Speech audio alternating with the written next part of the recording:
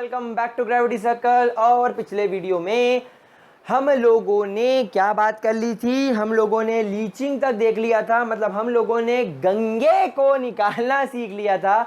मतलब हम लोगों ने ये देख लिया था कि that how we can remove gangue earthy impurity matrix from our concentrated ore. आज की क्लास में हम लोग स्टार्ट करेंगे एक्सट्रैक्शन ऑफ क्रूड मेटल, यानी गंदा मेटल जो अभी प्योर नहीं है उसे क्रूड मेटल बोला जाता है। तो extraction of crude metal from concentrated ore, यानी आपने जो अभी अभी ओर को कॉन्सेंट्रेट किया है, उसको गैंग से फ्री किया है, उस गैंग से फ्री करने के बाद आप कैसे उस ओर में से अपने मेटल को निकालोगे, क्रूड मेटल को निकालोगे, that we have to study from now. यानी आज से हम लोग इस चीज को स्टार्ट करने वाले हैं। क्या ये चीज समझ में आई आप लोगों को? गौर से देखिए इस टॉपिक को, कोई दिक्कत? आगे बढ़े, चलिए। नाउ फर्स्ट थिंग, यहां पर हम लोगों को दो चीजें करनी पड़ेगी। पहला, that if your ores are in their sulfide, carbonate, hydroxide और हाइड्रेटेड फॉर्म, अगर आपका ओर सल्फाइड फॉर्म में है, कार्बोनेट फॉर्म में है, हाइड्रोक्साइड फॉर्म में है या हाइड्रेटेड फॉर्म में है, तो हमें इन ओर्स को should be, so if the ores are in their sulphide form, carbonate form, hydroxide form, hydrated form, must be converted into their oxide form. यानी आपको सबसे पहला यह करना पड़ेगा कि अगर आपका कोई और उसके सल्फाइड फॉर्म में है, कार्बोनेट फॉर्म में है, हाइड्रोक्साइड फॉर्म में है और हाइड्रेटेड फॉर्म में है, तो उन ओर्स को आपको काय में कन्वर्ट करना पड़ेगा? ऑक्साइड फॉर्म में। जब आपका ओर अपने ऑक्साइड फॉर्म में आ जाएगा, या अगर आपका ओर पहले से ही ऑक्साइड फॉर्म में है, तो बस फिर क्या करना है? अगली स्टेप में आपको उसका रिडक्शन करना है, reduction of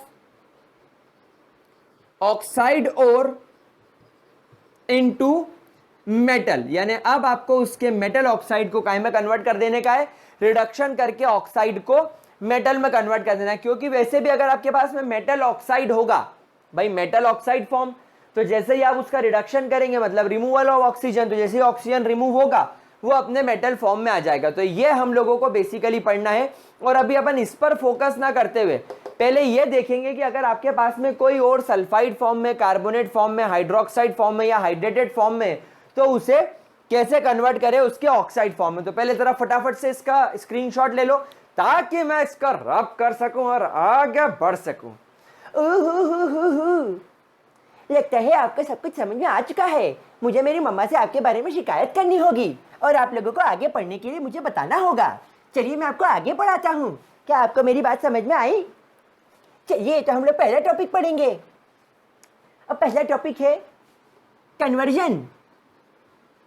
conversion of sulphide, hydrate, hydroxides and carbonates into oxide form. Oh wow, oxide form.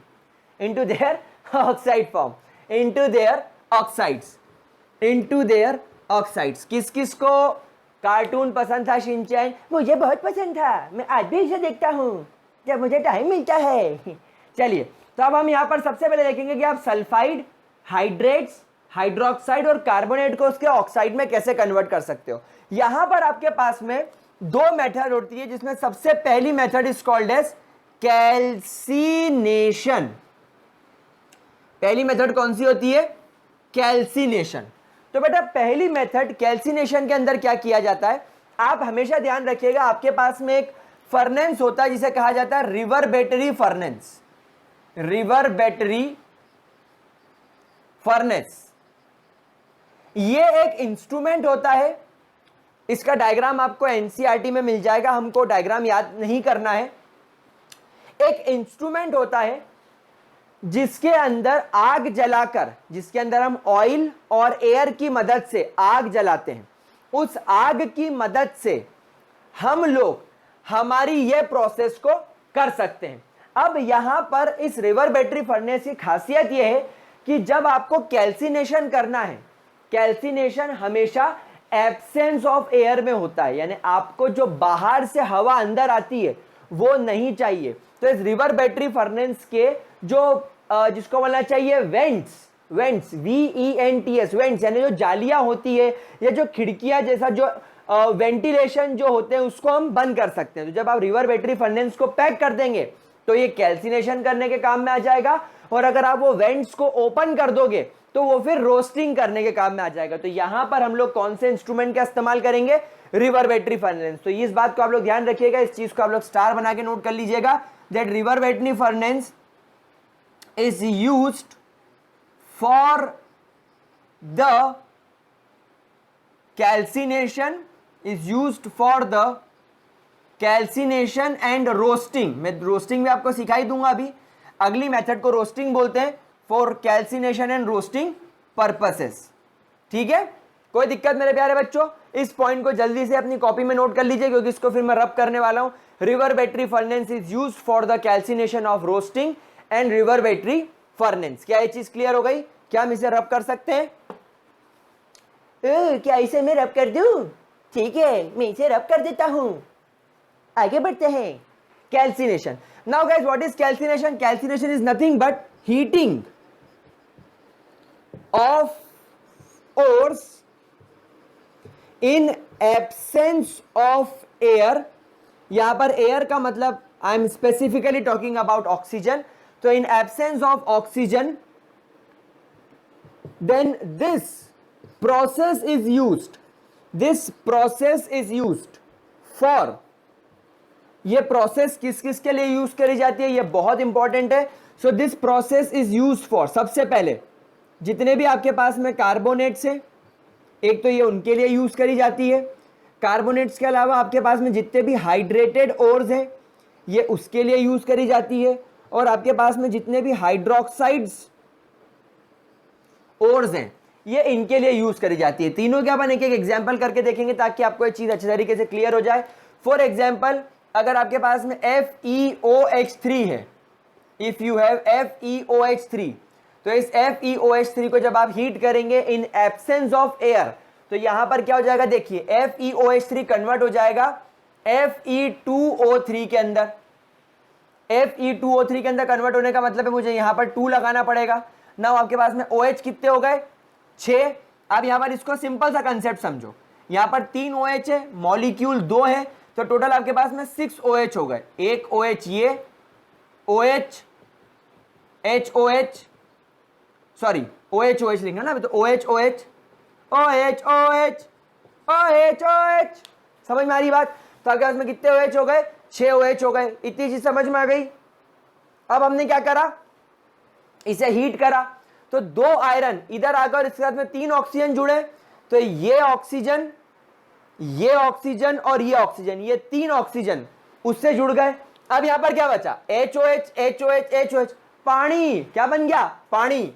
तो यहां पर 3 पानी बाहर, और क्योंकि आप हीट कर रहे हो 100 डिग्री के ऊपर टेम्परेचर, इसलिए वेपर बन के बाहर हो जाएगा। तो आप देख रहे हो आपने किस तरीके से आपके हाइड्रोक्साइड ओर को ऑक्साइड ओर में कन्वर्ट किया। देन अगर आपके पास में कार्बोनेट है, फॉर एग्जांपल अगर आपके पास में कार्बोनेट ओर है CaCO3.MgCO3, अगर चलिए मान के चलिए अगर आपके पास में ये ओर है तो आप इसे हीट करेंगे तो यहां पर क्या होगा, CO2 और CO2, यहां से 2 मोल्स ऑफ CO2 गैस बन के बाहर हो जाएगा। यहां पर बचेगा MgO और यहां पर क्या बचेगा, CaO। क्या बात समझ में आ रही है प्यारे बच्चों? क्या चीज क्लियर है? ये दोनों अलग अलग हो जाएंगे। तो इस तरीके से आप यहां से कार्बोनेट ओर्स को अलग कर सकते हैं। दोनों चीज क्लियर हुई? पक्का? अब देखो अब अगर मान लीजिए आपके पास में यहाँ पर हाइड्रेटेड ओर्स है, ना what do you mean bye hydrated ores? जैसे आपने बॉक्साइट में देखा था Al2O3.2H2O, तो ये आपका हाइड्रेटेड ओर्स है। यहाँ पर हाइड्रेटेड मतलब पानी का मॉलिक्यूल है, हीट कर दो, तो हीट करने की वजह से हम लोग सब जानते हैं पानी जो होगा वो भाप बन के उड़ जाएगा, तो ये हो गई भार। मतलब ऐसा बोल सकते हैं कि आपके ओर के अंदर जो भी वोलेटाइल कंपोनेंट है, वोलेटाइल कंपोनेंट यानी जो इजीली भाप बन के उड़ सकता है, उसको रिमूव करने के लिए आप कैल्सिनेशन यूज करते हो। लेकिन यहां पर बस आपको ध्यान रखना है, कैल्सिनेशन में हमेशा एब्सेंस ऑफ एयर होनी चाहिए, तभी ये चीज पॉसिबल है। अगर ऑक्सीजन होगा तो वो कोई और रिएक्शन ना कर जाए, इस बात का हमें ध्यान रखना होता है। तो ये हो गई आपकी calcination. It is very simple and very easy. फटाफट से प्यारे बच्चे इसे नोट करेंगे, फिर हम लोग आगे चलेंगे। बस आपको क्या ध्यान रखना है कि जब भी कैल्सिनेशन करेंगे तो रिवर्बेटरी फर्नेस जो हम लोग इस्तेमाल करते हैं, उस रिवर्बेटरी फर्नेस के अंदर आपको जो वेंट्स होंगे, जो वेंटिलेशंस होंगे, उसको क्लोज रखना है ताकि ऑक्सीजन अंदर ना आ जाए। ठीक है, आगे बढ़े, इसको रब करें। चलिए, बहुत बढ़िया। तो after calcination now we are going to discuss roasting. ये अपनी कैरी मिनाटी वाली रोस्टिंग नहीं है जो अपन रोस्टिंग करना बहुत पसंद करते हैं, बहुत ही ज्यादा, जिसको अपने को आदत है। ये वो वाली रोस्टिंग नहीं है, काश ये वो रोस्टिंग होती तो ज्यादा मजा आता। तो कैसे हैं आप लोग? चलिए शुरू करते हैं बिना किसी टाइम पास के। ना what do you mean bye roasting? तो प्यारे बच्चों, roasting is done in presence of oxygen, in presence of oxygen, in presence of oxygen O2 in order to remove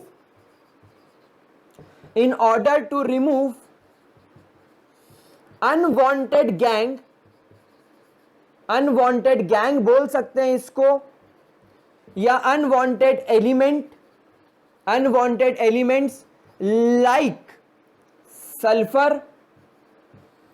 arsenic, phosphorus etcetera. यानी कि क्या होता है, कभी कभी आपके ओर के अंदर अनवांटेड सल्फर, आर्सेनिक, फॉस्फोरस ये छुपा बैठ जाता है, ये जबरदस्ती आ जाता है, सिलिकॉन, ये सब जो गैंग या ये जो पार्टिकल्स हैं, इन्हें रिमूव करने के लिए अपन क्या करते हैं, ऑक्सीजन के साथ हीट करते हैं। अब ऑक्सीजन बेसिकली करता क्या है, ऑक्सीजन इन अनवांटेड मटेरियल्स को, इन अनवांटेड गैंग को उसके वोलेटाइल फॉर्म में कन्वर्ट कर देता है। तो यहां पर इस बात को आप लोग ध्यान रखिएगा, ऑक्सीजन करता क्या है, ऑक्सीजन, या ऐसा लिखना चाहिए, heating with oxygen, heating with oxygen converts these unwanted gang, these unwanted elements into their volatile form, into their volatile oxide form, उसको उसके volatile oxide form में कन्वर्ट कर देता है। क्या बात समझ में आ रही है? दूसरी खास बात आप लोग स्टार बना के यहां पर यूज करेंगे, it is used for sulphide ores. ये जो आपके सल्फाइड ओर्स होते हैं, ये स्पेसिफिकली सल्फाइड ओर्स के लिए भी इस्तेमाल किया जाता है। तो देखते हैं इसको कैसे करना है। फॉर एग्जाम्पल, अगर मान लीजिए आपके पास में ZnS है, आपके पास में PbS है, आपके पास में Cu2S है, तो अगर इस ओर को आप ऑक्सीजन की प्रेजेंस में अगर हीट करेंगे तो ये क्या करेगा, ये जिंक ऑक्साइड में कन्वर्ट हो जाएगा और सल्फर डाइऑक्साइड गैस जो है वो यहां से बाहर हो जाएगी। तो इसको अपन बैलेंस कर दे, 2 to the 4 6, यहां लगा दिया 3, यहां लगा दिया 2, यहां पर लगा देंगे 2, 3 मोल्स ऑफ ऑक्सीजन के साथ जब आप इसे हीट करेंगे इन रिवर्बेटरी फर्नेस, यहां पर अपने को वेंट्स ओपन रखना है, तो यहां पर आपको मिल जाएगा 2 moles of PbO and 2 moles of sulphur dioxide gas यहां से बाहर निकल जाएगी। यहां पर जब आप इसे ऑक्सीजन की प्रेजेंस में हीट करेंगे तो यहां पर आपको मिल जाएगा Cu2O, और यहां से आपकी सल्फर डाइऑक्साइड गैस यहां से भी बाहर जानी है। इसको बैलेंस करने के लिए यहां लगा देते हैं 2, यहां लगा देते हैं 2, 2 to the 4 4, तो यहां पर लगा देंगे 2, तो ये 2 सल्फर हो गए, 4 और 2 6, 3 ऑक्सीजन। तो इस तरीके से आप देखेंगे कि जो सल्फर था जो पहले सल्फर था उसको हमने ऑक्सीजन के साथ हीट करके सल्फर डाइऑक्साइड गैस के अंदर कन्वर्ट कर दिया, मतलब उसको अपन ने उसके वोलेटाइल फॉर्म में कन्वर्ट कर दिया और उसे बाहर फेंक दिया। क्या ये बात मेरे प्यारे बच्चों को समझ में आई? क्या इसके अंदर किसी भी तरीके की कोई दिक्कत? पक्की बात, श्योर शॉट? जल्दी से इतना नोट करो, इतना नोट कर लो, फिर मैं आपको बताता हूं कि अगर कभी गलती से आपके और के साथ भाई जिंक ऑक्साइड निकल गया, पीबीओ निकल गया, सीयू निकल गया, लेकिन फास्फोरस, आर्सेनिक, सिलिकॉन अगर ये इंप्योरिटी रह गई तो ये रोस्टिंग उसको भी कैसे रिमूव करने में मदद करता है। मतलब ये एक बहुत अच्छी प्रोसेस है जो बचे हुए गैंग को क्या करती है, रिमूव कर देती है। पहले जरा उतना नोट कर लो। ओ गुलजारी लाल हुआ कि नहीं तेरा? ओ मेरे सोनू मोनू हो गया? चलिए आगे बढ़ते हैं, आगे आगे बढ़ते हैं। हो आगे बढ़े, चलिए नाउ अब मान के चलिए if some impurities like phosphorus, antimony, arsenic, sulfur etc are present with ores, then क्या होगा? then roasting is very helpful, फिर भी बहुत हेल्पफुल है। अब एक बात बताओ, क्या ये पॉसिबल है कि किसी भी प्रकार की कॉन्सेंट्रेशन मेथड के बाद ये सारी इंप्योरिटीज रह जाए? दिमाग लगाओ। आप एक बात देखो, जितनी भी हमने कॉन्सेंट्रेशन की प्रोसेस करी हैंड पिकिंग मेथड, क्या किसी और में से सल्फर, आर्सेनिक, फास्फोरस, सिलिकॉन तो ठीक है, एंटीमनी, क्या इसे हैंड पिक करके निकाल सकते हो? नहीं, ये फ्यूजेबल होती है। ये इंप्योरिटीज कैसी होती है? ध्यान रखना, मैं स्टार बना के लिखता हूं, दीज आर फ्यूजेबल या these are fused impurities. What do you mean by fused impurities? ये आपके और के साथ केमिकली जुड़ी हुई है, केमिकली बॉन्डेड फॉर्म में। इसे ऐसे निकालना हमारे लिए बहुत मुश्किल है, तो हैंड पिकिंग से तो निकलेगा नहीं। क्या ये ग्रेविटी सेपरेशन से निकलेगा? नहीं, क्योंकि ये तो जुड़ा हुआ है, ग्रेविटी अलग अलग कर ही नहीं सकती इसको। तो क्या ये मैग्नेटिक सेपरेशन से निकलेगा? पॉसिबल ही नहीं है। मैग्नेटिक सेपरेशन से भी तब निकलेगा ना जब ये और से अलग हो, दो अलग अलग चीजें हो। फॉर एग्जाम्पल, आपके पास में पत्थर है और पत्थर में मैंने लोहे की कील छुपा दी है, तो लोहे की कील मैग्नेट से चिपक जाएगी, पत्थर नीचे रह जाएंगे। लेकिन यहां पर तो क्या हुआ है, पत्थर और लोहा पूरी तरीके से मॉल्टन फॉर्म में मिक्स किया हुआ है, तो यहां पर तो दोनों मिक्स्ड है, तो वो भी पॉसिबल नहीं है। तो क्या फ्रॉथ फ्लोटेशन में भी ये पॉसिबल नहीं है। तो फिर क्या बचा? लीचिंग। तो या तो इसे लीचिंग से निकालो, लीचिंग से पॉसिबल है, ये इंप्योरिटीज लीचिंग से निकाली जा सकती है। लेकिन अगर आपके पास में सल्फाइड ओर्स है, क्योंकि हम लोग रोस्टिंग किसकी कर रहे हैं? सल्फाइड ओर्स की, तो हमने फ्रॉथ फ्लोटेशन मेथड से सल्फाइड ओर्स निकाल लिए, लेकिन उसके बावजूद सल्फर, आर्सेनिक, फास्फोरस और एंटीमनी जैसे एलिमेंट्स सल्फाइड ओर्स के साथ चिपक कर इधर तक आ जाते हैं। तो अब जब आप उसकी रोस्टिंग करी जा रही है, ये अलग हो जाएंगे। कैसे? देखिए, जो आपका आर्सेनिक है, जैसे ही आप इसे ऑक्सीजन के साथ हीट करेंगे रिवर बैटरी फर्नेस में, ये कन्वर्ट हो जाएगा AS2O3 के अंदर के 2 मोल्स। जैसे ही आपका एंटीमनी ऑक्सीजन के कांटेक्ट में आता है, एंटीमनी भी SB2O3 बनकर गैसियस फॉर्म में बाहर उड़ जाता है। अगर आपका सल्फर आ गया तो नो डाउट सल्फर ऑक्सीजन के साथ SO2 बन के बाहर हो ही रहा है। अगर फास्फोरस आ गया तो फास्फोरस ऑक्सीजन के साथ कंबाइन होकर P4O10 नाम की मॉलिक्यूल बनके इजीली बाहर हो जाता है। तो आप देखो कि अगर आपके पास में इस तरीके की इंप्योरिटीज भी है तो रोस्टिंग बड़ा हेल्प कर रही है उसे रिमूव करने के लिए। तो यहां पर आप देखो, हर प्रकार से आपने आपके ऑक्साइड को अचीव कर लिया है बाय रोस्टिंग और कैल्सिनेशन मेथड। अच्छा, आपके ने अब हाइड्रेट्स, हाइड्रोक्साइड और कार्बोनेट का हमने कैल्सिनेशन करा, हमें ऑक्साइड मिल गया। सल्फाइड का हमने रोस्टिंग करा, हमें ऑक्साइड मिल गया। और अगर कोई इंप्योरिटी आ जाती है तो रोस्टिंग मेथड में हम इंप्योरिटीज को भी इजीली रिमूव कर सकते हैं। मतलब यहां पर अब हमारे पास में ऑक्साइड ओर आ चुका है और अब हम लोग रेडी हैं हमारे ऑक्साइड ओर का रिडक्शन करके उससे मेटल निकालने के लिए। तो क्या ये दोनों स्टेप्स क्लियर हो गई? बहुत इजी और बहुत ही ज्यादा इजी टेक्निक है, इसके अंदर किसी भी प्रकार की कोई प्रॉब्लम नहीं होनी चाहिए।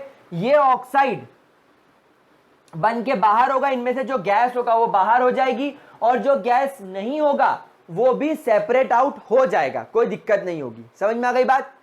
चलिए इसको रब करते हैं और अब आगे बढ़ते हैं।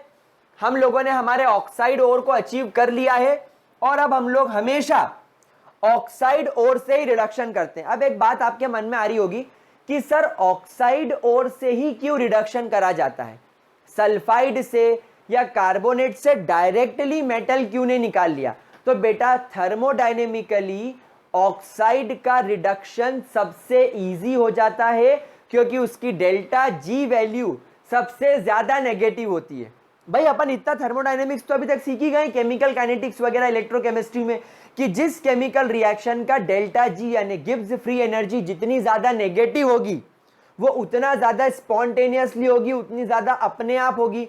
इसीलिए ये एक्सपेरिमेंटली देखा गया कि जब कभी भी ऑक्साइड का रिडक्शन किया जाता है डेल्टा जी सबसे ज्यादा नेगेटिव आती है सल्फाइड, कार्बोनेट, हाइड्रोक्साइड या हाइड्रेट्स के मुकाबले। इसीलिए वी ऑलवेज प्रेफर कि ऑक्साइड से ही रिडक्शन किया जाए। अगर आपको डाउट आता है तो आप लोग लिख सकते हैं। तो now moving toward the next step, that is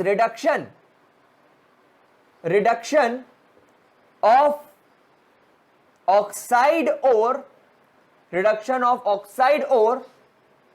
to obtain crude metal, crude metal को निकालने के लिए हम ऑक्साइड ओर का क्या करने वाले हैं? रिडक्शन करने वाले हैं। तो गाइस सबसे पहले और सबसे important, let's learn a new term which is called as smelting, SMELTING. What do you mean by smelting? Smelting is the process in which the metal is extracted from their oxide. तो जब आप उसके oxide से metal को extract कर रहे हो, that specific process is called as smelting. क्या इसके अंदर किसी भी तरीके की कोई भी दिक्कत प्यारे बच्चों? पक्की बात? क्या आप लोग श्योर हैं? ठीक है। नाउ जब हम लोग स्मेल्टिंग करते हैं तो यह देखा जाता है, it is observed that while doing smelting,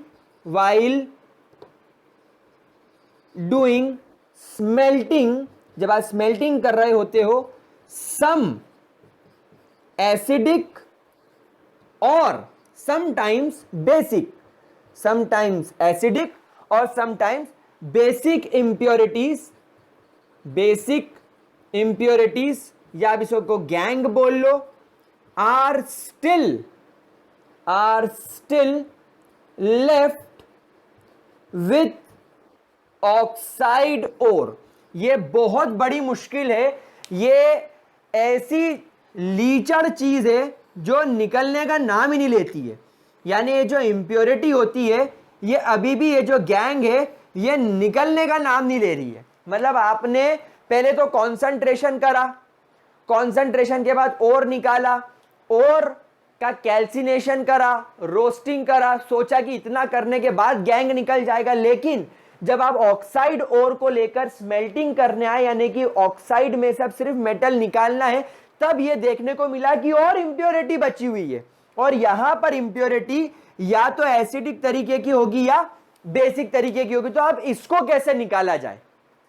तो यहां पर एक बहुत इजी टेक्निक है, देखिए यहां पर आप मुझे एक बात बताओ, स्मेल्टिंग तक पहुंचते पहुंचते क्या आपके पास सल्फाइड, कार्बोनेट या हाइड्रोक्साइड नाम की इंप्योरिटी बचेगी? नहीं। जिस प्रकार आपका ओर अपने ऑक्साइड फॉर्म में कन्वर्ट हो गया है, आपकी इंप्योरिटी जो स्मेल्टिंग तक पहुंच गई है वो भी अपने ऑक्साइड फॉर्म में ही होगी। इस बात को आप लोग याद रख लीजिएगा। तो यहां पर मैं स्टार बना के लिख देता हूं दैट ईदर एसिडिक और either basic impurity, either acidic और either basic impurity will be in their oxide form only, will be in their oxide form only। मतलब यहां पर अब यह डर नहीं रहा कि जो आपकी इंप्योरिटी होगी क्या वो सल्फाइड फॉर्म में होगी, क्योंकि अगर सल्फाइड इंप्योरिटी होती तो रोस्टिंग में ऑक्साइड में बदल गई। समझ गया? मतलब अगर कोई भी इंप्योरिटी है वो अगर स्मेल्टिंग तक पहुंची है मतलब वो ऑक्साइड फॉर्म में होगी। अब यहां पर अगर एसिडिक ऑक्साइड्स हैं तो ये बात तो मैं बचपन में पढ़ के आया हूं, और अगर नहीं पढ़ा हो तो अभी याद कर लेना। मेरे प्यारे मेरे लाडले बच्चों, जितने भी मेटल ऑक्साइड्स होते हैं they are always basic in nature, and जितने भी नॉन मेटल ऑक्साइड्स होते हैं, जितने भी नॉन मेटल ऑक्साइड्स होते हैं they are always acidic in nature.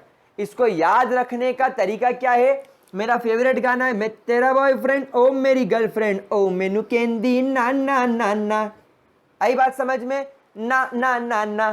तो यहां पर ना ना ना ना ना ना ना एन ए, समझ गए? एन ए ना, कोई दिक्कत? तो अगर आप लोगों को यहां पर ये एन ए वाली ट्रिक याद हो गई, एन मतलब नॉन मेटल ऑक्साइड्स, ए मतलब एसिडिक। अगर आपको कोई बोल देगा ना ना ना ना तो मन में आपके क्या होगा? आग लग जाएगी, तुम देवदास बन जाओगे, तुम्हारे तन बदन में आग लग जाएगी, तुम आग में जलोगे, कबीर सिंह बन जाओगे। तो भाई कबीर सिंह बन जाओगे मतलब एसिडिक हो जाओगे। अगर अंदर से आग लगेगी, और आग कब लगेगी? जब तुमको बोल दिया जाएगा ना ना ना ना ना मतलब नॉन मेटल ऑक्साइड। समझ में आ रही बात आपको? तो ऑब्वियसली दूसरा क्या हो जाएगा?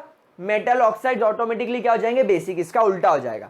तो यहां पर एक कंसेप्ट तो मेरे समझ में आ गया कि जितनी भी बेसिक इंप्योरिटीज आएगी मेरे काम के ऑक्साइड के साथ, मेरे ओर के साथ, जो मेरी काम की चीज है, मेरा जो ओर है वो मेरी जो काम की चीज है उसके साथ में अगर कोई इंप्योरिटी आती है और अगर वो बेसिक नेचर की होती है मतलब वो मेटल ऑक्साइड की इंप्योरिटी होगी, और अगर वो एसिडिक नेचर की होती है तो वो नॉन मेटल ऑक्साइड की इंप्योरिटी होगी।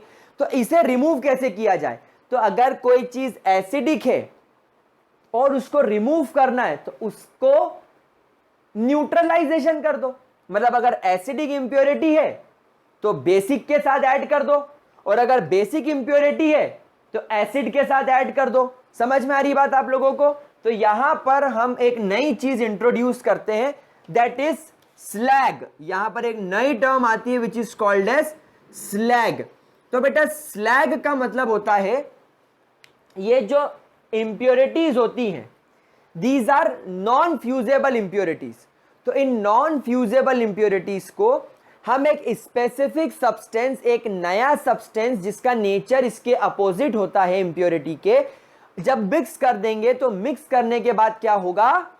ये एक फ्यूजेबल मटेरियल बना देंगे जो आपके ऑक्साइड ओर से हेवियर, ऑक्साइड ओर से लाइटर होगा और अपने आप ही सेपरेट हो जाएगा। तो व्हाट इज स्लैग? तो slag is a fusible substance, is a fusible neutral substance, neutral बोलना ठीक होगा, is a fusible neutral substance that is formed by mixing the impurity और मैट्रिक्स। भाई इंप्योरिटी को मैट्रिक्स भी बोलते हैं या इंप्योरिटी को गैंग भी बोलते हैं, gang with a substance of opposite nature, of opposite nature. अच्छा, ये जो आपने सब्सटेंस ऐड किया जिसका नेचर अपोजिट है आपकी इंप्योरिटी के, उसे बोला जाता है flux. That substance which is added to remove the impurity is called as flux.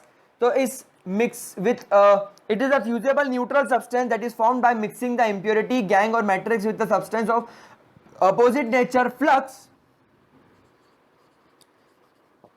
which is lighter than ore and can be easily separated out and can be easily separated out, यानी अब आप इस slag को आराम से separate कर सकते हो। तो स्लैग क्या है?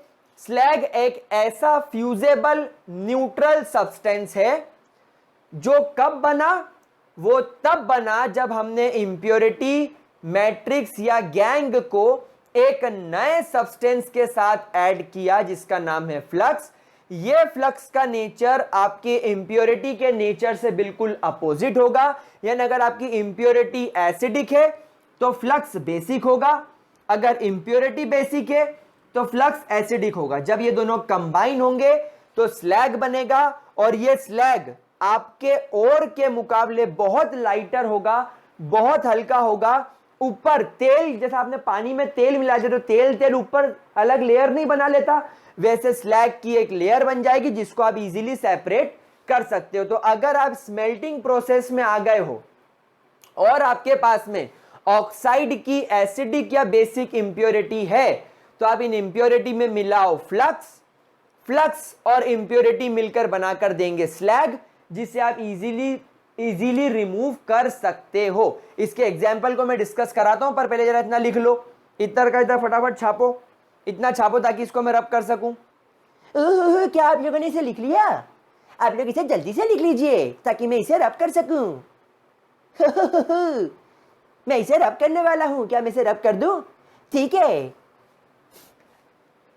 नहीं धर्म जी, इन कुत्तों के सामने मत नाचना। चलिए अब लेट्स इमेजिन आपके पास में एसिडिक इंप्योरिटी है, एसिडिक इंप्योरिटी है।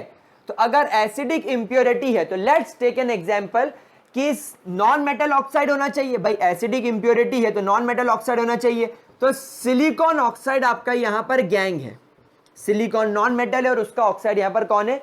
गैंग है। तो यहां पर मुझे क्या ऐड करना पड़ेगा? फ्लक्स।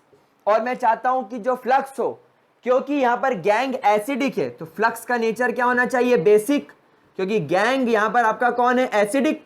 तो भाई बेसिक नेचर का फ्लक्स में कोई भी मेटल ऑक्साइड चूज कर लूं, समझ में आ रही बात? तो यहां पर मैंने चूज कर लिया कैल्शियम ऑक्साइड, CaO। तो यहां पर क्या होगा देखिए, कैल्शियम और ऑक्साइड और सिलिकॉन ऑक्साइड मिलकर बना लेंगे CaSiO3, सब फ्यूज होगा। मैंने यहां पर टर्म लिखी ना फ्यूजेबल। फ्यूजेबल का मतलब क्या है? फ्लक्स और गैंग फ्यूज हो जाएंगे, फ्लक्स और गैंग फ्यूज होकर एक नया कंपाउंड बना लेंगे, इसलिए मैंने यहां पर फ्यूजेबल लिखा। तो ये क्या बन गया? ये बन गया आपका स्लैग, और ये हो जाएगा बाहर। स्लैग से करेंगे सबका स्वागत, टा टा टा टा टा टा टा टा टा। समझ में आ गई बात? कोई दिक्कत, कोई परेशानी? इसके अपोजिट अगर आपके पास में कोई बेसिक इंप्योरिटी है, जैसे मान लीजिए आपके पास में FeO नाम की इंप्योरिटी है। भाई FeO नाम की इंप्योरिटी क्यों है सर? जो चीज मेरे ओर में काम की नहीं है, जिस चीज को मुझे यूज नहीं करना, वो मेरे लिए इंप्योरिटी है। अगर मुझे कॉपर ऑक्साइड से कॉपर निकालना है तो वो ओर है, लेकिन अगर कॉपर ऑक्साइड के साथ आयरन ऑक्साइड है तो वो मेरे लिए बकवास है, मेरे काम का नहीं है, फालतू टाइम वेस्ट करेगा। तो ये मेरे लिए गैंग हो गया। अब अगर इसे मुझे रिमूव करना है तो मुझे इसमें डालना पड़ेगा फ्लक्स, और यहां पर मैं चाहता हूं कि फ्लक्स एसिडिक हो। तो यहां पर दिख ही रहा है कि सिलिकॉन ऑक्साइड एसिडिक नेचर का है, तो यहां पर आप बाहर से ऊपर से सिलिकॉन ऑक्साइड ऐड कर दो, तो ये बन जाएगा FeSiO3, ये भी फ्यूजेबल है, ये बन गया आपका स्लैग। तो इस तरीके से आप लोग स्लैग बनाकर सबका स्वागत कर सकते हो, इंप्योरिटी को अलग कर सकते हो। तो फ्लक्स और स्लैग का मतलब समझ में आया? तो जब कभी भी आप रिडक्शन करेंगे स्मेल्टिंग से, और स्मेल्टिंग में भी अगर कोई इंप्योरिटी आ जाती तो आप स्लैग फॉर्मेशन से उसको रिमूव कर सकते हैं। फटाफट नोट करो, अरे मेरा प्यारा बच्चा इतना का लिख लिया तो मुझे ऐसा लग रहा है कि टाइम हो गया ज्यादा, बोलना पड़ेगा सायोनारा। एक्चुअली क्या है कि देखो, हम लोगों ने अभी इस वीडियो के अंदर एक्सट्रैक्शन शुरू कर दिया है और हम लोगों ने देखा कि एक्सट्रैक्शन करने के पहले हमें सल्फाइड, हाइड्रोक्साइड, हाइड्रेटेड या कार्बोनेट ओर को ऑक्साइड में कन्वर्ट करना पड़ेगा। तो उसके लिए हमने कैल्सिनेशन और रोस्टिंग देख ली। हम लोगों ने ये भी देख लिया कि कंसंट्रेशन करने के बाद भी ओर के अंदर कुछ इंप्योरिटीज हो जाती है, जैसे कि सिलिकॉन की, सल्फर की, फॉस्फोरस की, आर्सेनिक की, एंटीमनी की। तो ये इंप्योरिटीज रोस्टिंग प्रोसेस के अंदर बाहर निकाली जा सकती है। फिर हम लोगों ने जब वहां से ऑक्साइड ऑब्टेन किया तो ऑक्साइड से क्रूड मेटल निकालने वाली प्रोसेस को हम लोग बोलते हैं स्मेल्टिंग, और हमें स्मेल्टिंग ही सीखना है। अब हमें वो स्मेल्टिंग प्रोसेस सीखना है, लेकिन स्मेल्टिंग प्रोसेस करने के भी पहले क्या प्रॉब्लम हो गई? स्मेल्टिंग प्रोसेस करने के पहले फिर एक प्रॉब्लम हो गई, और वो प्रॉब्लम क्या है? कुछ एसिडिक और बेसिक इंप्योरिटी। तो हमने पहले उसको निकालने का मेथड सीख लिया। अब एक काम करते हैं, क्योंकि वीडियो की लेंथ लंबी हो गई है, बिल्कुल अगले पार्ट में, इसके बाद वाले पार्ट में हम लोग शुरू करेंगे कि किस तरीके से आप ऑक्साइड ओर का रिडक्शन कर सकते हो क्रूड मेटल निकालने के लिए, मतलब स्मेल्टिंग कैसे करी जा सकती है, क्या क्या टाइप्स है, क्योंकि वो अपने आप में एक डिटेल टॉपिक है। मैं आपको बता दूं, एनसीईआरटी में एक पैराग्राफ देकर खत्म कर दिया है।